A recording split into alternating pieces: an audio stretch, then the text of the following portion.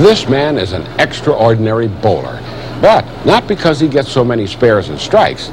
Dr. Thomas Kicker of Case Western Reserve University is one of the few university researchers who have studied bowling scientifically. Some years ago, he took up the challenge to develop a better bowling ball.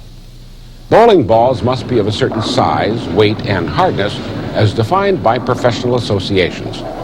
It has a tough plastic outer skin. The inner core is also made of plastic. The research involves testing new plastics. Tensile strength is measured by pulling the plastic until it breaks. Once a suitable material is found, it's tested as a sphere. This special scale weighs the ball and determines its center of gravity, important for proper balance. Dropping the ball onto a granite slab tests its ability to maintain its original shape.